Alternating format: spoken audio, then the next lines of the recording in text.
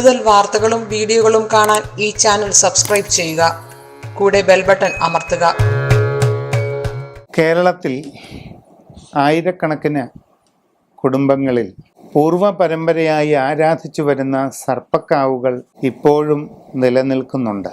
മാറി മാറി വരുന്ന ജീവിത സാഹചര്യങ്ങളിൽ ഈ കാവുകൾ എപ്രകാരം നിലനിർത്തണം, പരിപാലിക്കണം എന്നുള്ളത് പലപ്പോഴും ഒരു വലിയ പ്രശ്നമായി കാണുന്നുണ്ട്.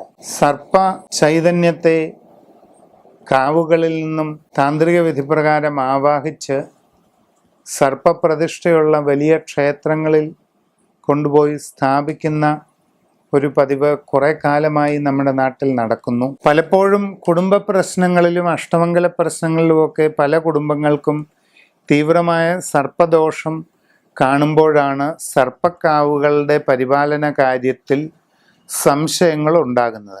പല കുടുംബക്കാരും സർപ്പക്കാവുകളെ അവരുടെ കുടുംബ പശ്ചാത്തലത്തിൽ നിന്നും ആവാഹിച്ച് മറ്റു പല ക്ഷേത്രങ്ങളിൽ കൊണ്ടുപോയി സമർപ്പിച്ചിട്ടും പിന്നീടും അവിടെ സർപ്പദോഷങ്ങൾ അനുഭവപ്പെടുന്നതായിട്ടുള്ള അനുഭവങ്ങൾ പറഞ്ഞു കേൾക്കാറുണ്ട്. അപ്പം ലക്ഷങ്ങൾ ചിലവ് ചെയ്ത് സർപ്പക്കാവുകളെ ഒഴിപ്പിക്കുന്ന പ്രക്രിയ നടത്തുന്നവരും ലക്ഷങ്ങൾ ചിലവ് ചെയ്ത് സർപ്പക്കാവുകളിൽ നിന്നും ചൈതന്യത്തെ ആവാഹിച്ച് മറ്റു പലയിടത്തും കൊണ്ടുപോയി സമർപ്പിക്കുന്നവരുമൊക്കെ വീണ്ടും അഭിമുഖീകരിക്കുന്ന ഒരു പ്രധാന പ്രശ്നം തന്നെയാണ് ഇത്രയൊക്കെ ചെയ്തിട്ടും അതിനൊരു ഫലവും കിട്ടിയിട്ടില്ല എന്ന് പറയുന്ന വസ്തുത. അപ്പോൾ പിന്നെ എന്താണ് ഇതിന് ഒരു പരിഹാരം? അതായത് സർപ്പദോഷങ്ങൾ തീരാത്ത ഒരു സമസ്യയായി പലരുടെയും അനുഭവത്തിൽ തുടർന്ന് വരുന്ന പശ്ചാത്തലത്തിൽ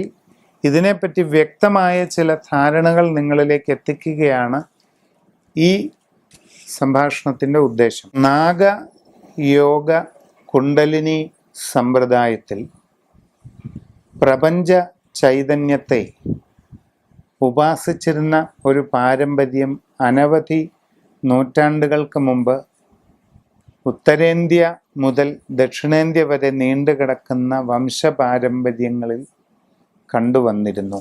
നാഗയോഗ കുണ്ടലിനി സമ്പ്രദായം എന്നുദ്ദേശിക്കുന്നത് മനുഷ്യന്റെ മൂലാധാരത്തിൽ നിന്നും സഹസ്രാരം വരെ സഞ്ചരിച്ച് മനുഷ്യന് എൻലൈറ്റ്മെന്റ് അഥവാ സത്യസാക്ഷാത്കാരം, ബോധോദയം നൽകുന്ന ആ ചൈതന്യത്തിൻ്റെ പ്രതീകമായി നാഗവിഗ്രഹങ്ങളെ കൽപ്പന ചെയ്ത് പ്രപഞ്ച ചൈതന്യത്തെ അങ്ങനെ പരികൽപ്പന ചെയ്യപ്പെട്ട നാഗവിഗ്രഹങ്ങളിൽ ആവാഹിച്ച് പൂജ ചെയ്യുന്ന ഒരു സമ്പ്രദായം പിൽക്കാലത്ത് ക്രമേണ നമ്മുടെ ദേശത്ത് ഉണ്ടായി വന്നു. അപ്പം അത് വ്യക്തമായും മനസ്സിലാക്കേണ്ടത് നാഗഭാവത്തോടു കൂടിയ പ്രപഞ്ച ചൈതന്യം തന്നെയാണ്, അല്ലാതെ പത്തിയും വിരിച്ച് നടക്കുന്ന വിഷപ്പാമ്പല്ല അവിടെ ആരാധിക്കപ്പെടുന്നത്. സർപ്പിൾ ആകൃതിയിലുള്ള പ്രപഞ്ച ചൈതന്യം, സെൻട്രിഫ്യൂഗൽ ഫോഴ്സ് അഥവാ the ultimate gravitational force of the universe. ഗാലക്സികളുടെയൊക്കെ കറക്കം എങ്ങനെയാണെന്ന് നമ്മൾ നെറ്റിലൊക്കെ അടിച്ചാൽ കാണാമല്ലോ. വൃത്താകൃതിയിൽ തീവ്രമായ ഭാവത്തിൽ കറങ്ങിക്കൊണ്ടിരിക്കുന്ന സർപ്പിൾ ആകൃതിയിലുള്ള ചലനമാണ് എല്ലാ ഗാലക്സികളുടെയും സൗരയൂഥം പോലെയുള്ള ഗ്രഹ സമൂഹങ്ങളിലുമൊക്കെ കാണപ്പെടുന്നത്. ഈ സർപ്പിൾ ആകൃതിയിലുള്ള സെൻട്രിഫ്യൂഗലായിട്ടുള്ള ചലനം പ്രപഞ്ചത്തിൻ്റെ അടിസ്ഥാന ഭാവമാണ്. ആ സർപ്പിൾ ആകൃതിയിലുള്ള മഹത്തായ ചലനോർജത്തിനെ മറ്റൊരു ഭാവത്തിലേക്ക് പരികൽപ്പന ചെയ്ത് അതിനെ നാം ആരാധിക്കുമ്പോൾ അതാണ് നാഗ ചൈതന്യ ഭാവം കൈവരിച്ച് വരുന്നത്. അവിടെ ആ നാഗസ്വരൂപം ഒരു പ്രതീകം മാത്രമാണ്. ആദിയും അന്തവുമില്ലാത്ത ഇൻഫിനിറ്റി, നമ്മൾ പ്രപഞ്ചത്തെ ഭൂഗോളത്തെ താങ്ങി നിർത്തുന്ന അനന്തൻ സർപ്പം എന്നൊരു കഥയൊക്കെ പുരാണത്തിലുണ്ട്. പ്രപഞ്ചത്തെ തൻ്റെ ശിരസിൽ വഹിച്ചുകൊണ്ട് താങ്ങി നിർത്തുന്നത് അനന്തനാണ് എന്നൊരു വിശ്വാസം പുരാണങ്ങളിൽ കാണുന്നുണ്ട്. സത്യത്തിൽ അനന്തൻ എന്നുള്ളതല്ല, അനന്തതയാണ് അവിടെ സൂചിപ്പിക്കപ്പെടുന്നത്. ഇൻഫിനിറ്റി, ആ അനന്തതയുടെ ഒരു പ്രതീകമാണ് നാഗം. അപ്പോൾ ബുദ്ധിയും ആരോഗ്യവുമുള്ള കഴിവും സാമർഥ്യവുമുള്ള നല്ലവരായ ഒരു തലമുറ ഇവിടെ ഉണ്ടായി വരുന്നതിന്, സന്തതി സമൃദ്ധിയും ആയുരാരോഗ്യ സമൃദ്ധിയും വരുന്നതിന് പൂർവികർ ഈ പ്രപഞ്ച ചൈതന്യത്തെ നാഗഭാവത്തിൽ പരികൽപ്പന ചെയ്ത് ആരാധിക്കുകയാണ് ഉണ്ടായത്. അതായത് നമ്മുടെ സന്താന പരമ്പരയ്ക്ക് വേണ്ടി ആരാധിക്കപ്പെടുന്ന, വംശപാരമ്പര്യം നിർബാധം സന്തുഷ്ടമായി തുടരുന്നതിന് വേണ്ടി ആരാധിക്കപ്പെടുന്ന ഒരു ചൈതന്യമാണ് നാഗചൈതന്യം. അപ്പം നമുക്ക് നോക്കാൻ കഴിവില്ലാതെ, എല്ലാവർക്കും അന്യദേശങ്ങളിലും വിദൂര സ്ഥലങ്ങളിലും ജോലിയുണ്ട്, അതുകൊണ്ട് നമുക്ക് ഇവിടെ നോക്കാൻ മാർഗമില്ല എന്ന് പറഞ്ഞ് സർപ്പക്കാവുകളെ ആവാഹിച്ച് മറ്റു പലയിടങ്ങളിലും കൊണ്ടുപോയി സമർപ്പിക്കുന്നവർ ചെയ്യുന്നത് നമ്മളാക്കി തീർത്ത നമ്മളുടെ കുടുംബത്തിൻ്റെ രൂഢമൂലമായ വേരുകളെ പിഴുതെറിയുക എന്നുള്ള പ്രവൃത്തിക്ക് തുല്യമായ കാര്യമാണ്. നമ്മുടെ കുടുംബത്തിൻ്റെ അടിവേരുകളെ തന്നെയാണ് നാം സർപ്പങ്ങളെ ആവാഹിച്ച് ഉന്മൂലനം ചെയ്യുന്നതിലൂടെ വരുത്തുന്നത്. അത് പാടില്ല.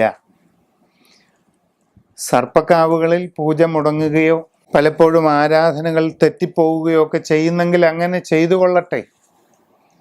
കൃത്യമായി വിളക്ക് വെക്കാൻ പറ്റാതെ വരികയാണെങ്കിൽ വേണ്ട, നിങ്ങൾക്ക് പറ്റുമ്പോൾ മാത്രം അത് ചെയ്താൽ മതി.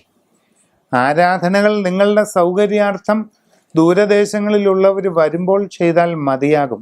ആ കാവുകൾ അവിടെ നിലനിന്നു കൊള്ളട്ടെ.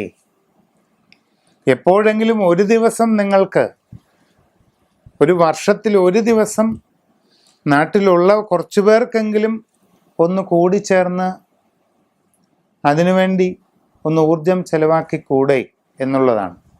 വിദേശത്ത് ജോലി ചെയ്യുന്നവർക്ക് തങ്ങളുടെ വരുമാനത്തിൻ്റെ ഒരംശം വർഷത്തിലൊരിക്കൽ നമ്മുടെ കുടുംബത്തെ ഇങ്ങനെ നിലനിർത്തിക്കൊണ്ടു പോകുന്ന പൂർവ്വ ചൈതന്യത്തിന് വേണ്ടി വിനിയോഗിച്ചുകൂടെ എന്നുള്ളതാണ് ചോദ്യം. അപ്പം നിങ്ങളുടെ തുടർച്ചയായി ചെയ്യുന്ന ആരാധനകളിൽ എന്ത് പോരായ്മകൾ ഉണ്ടായാലും, എന്ത് കുറ്റങ്ങൾ ഉണ്ടായാലും അതെല്ലാം പൂർണ്ണമായി പരിഹരിക്കുന്നതിന് വിശിഷ്ടമായ ഒരു പ്രത്യേക സർപ്പപൂജാ വിധി ഗ്രന്ഥങ്ങളിലുണ്ട്. അതാണ് അഷ്ടനാഗേശ്വര ബലി. നിരവധി കർമ്മങ്ങൾ കൊണ്ടും തീരാത്ത സർപ്പദോഷങ്ങളെ പരിപൂർണമായും ശമിപ്പിക്കുന്നതിന് വേണ്ടി ചെയ്യാവുന്ന അതിവിശിഷ്ടമായ ഒരു അനുഷ്ഠാനമാണ് അഷ്ടനാഗബലി അല്ലെങ്കിൽ അഷ്ടനാഗേശ്വര ബലി എന്ന് പറയുന്നത്. അനന്തൻ, വാസുകി, തക്ഷകൻ, കാർക്കോടകൻ, ഗുളികൻ, ശംഖൻ, പത്മൻ, മഹാപത്മൻ ഇവരാണ് അഷ്ടനാഗങ്ങൾ. ഇവരുടെ സമ്പൂർണനാഥനായി തിരുനാഗേശ്വരനെയും കൂടെ സങ്കല്പിച്ച് നടത്തുന്ന അതിവിശിഷ്ടമായ ഒരു വൈദിക ശാസ്ത്ര അനുഷ്ഠാനമാണ് അഷ്ടനാഗേശ്വര ബലി. ഈ അഷ്ടനാഗേശ്വരി ബലി നിങ്ങളുടെ സർപ്പക്കാവുകൾ ഉള്ള കുടുംബങ്ങളിൽ ചെയ്യുന്നതാണെങ്കിൽ പരിപൂർണമായ എല്ലാ ദോഷവും പൂർണ്ണമായും വിട്ടൊഴിഞ്ഞ് ആ പൂർണ്ണമായ നാഗപ്രീതിയും അനുഗ്രഹവും നിങ്ങൾക്കുണ്ടാകുമെന്നുള്ള കാര്യത്തിൽ ഒരു സംശയവും വേണ്ട. പിന്നീട് തുടർന്നുള്ള ആരാധനകൾ നിങ്ങൾക്ക് സൗകര്യമുള്ള രീതിയിൽ പറ്റുമ്പോൾ ചെയ്താൽ മതി. ഇതാണ് നിങ്ങളോട് ഈ അവസരത്തിൽ പറയാനുള്ളത്.